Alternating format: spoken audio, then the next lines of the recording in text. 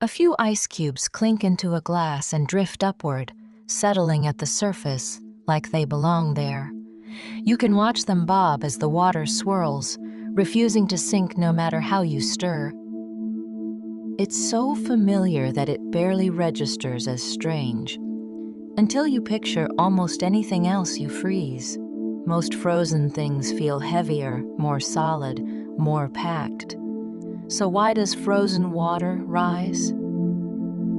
If you freeze cooking oil, or melted wax, or even many molten metals, the solid tends to be more tightly packed than the liquid. That usually means the solid sinks in its own melt.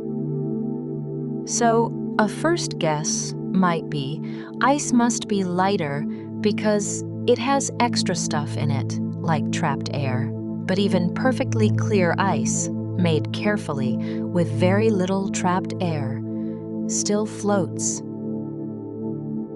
Floating isn't about being light in an absolute sense.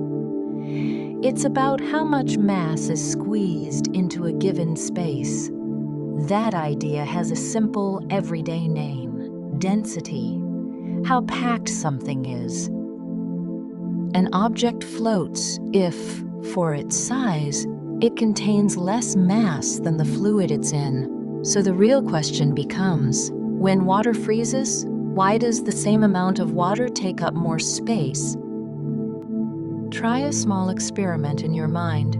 A sealed bottle filled to the brim with water, put into a freezer. People learn quickly not to do this, because the bottle can crack. That crack isn't from cold acting like a force. It's from expansion, water pushing outward as it turns into ice. Freezing makes water spread out. To see why, we have to zoom in, not to something exotic, just to the scale where water is built from tiny pieces. A water molecule is a small unit with one oxygen and two hydrogens.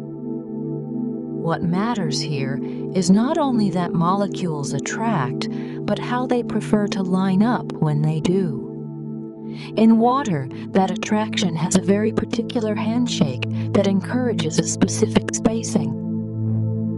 That handshake is called a hydrogen bond, a temporary attraction between the hydrogen of one molecule and the oxygen of another.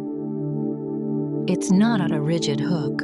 It forms, breaks, and reforms constantly in liquid water, but it has a directional preference, like magnets, that only stick well in certain orientations. And that preference nudges molecules into arrangements that aren't the most tightly packed. In liquid water, the molecules are moving, jostling and sliding past each other. Hydrogen bonds form and snap in a restless crowd, so the structure is always changing. In that crowd, molecules can often tuck into gaps, getting closer together for moments at a time. Liquid water is, in a sense, a shifting network that can partially collapse. When water freezes, motion slows enough that the molecules can settle into a more consistent pattern. They arrange into a repeating framework that keeps more space between neighbors. That framework is not airy in the sense of containing bubbles. It's roomy because of geometry, how the bonding angles fit together. The solid becomes an open lattice, and open lattices take up more room. This is the quiet twist. Freezing usually means pack tighter, but for water it means lock into a shape that leaves gaps. Those gaps are not holes you could pour something through. They're just extra spacing at the molecular level. Same mass, larger volume. So the density drops. And once the density drops below that of liquid water, ice floats.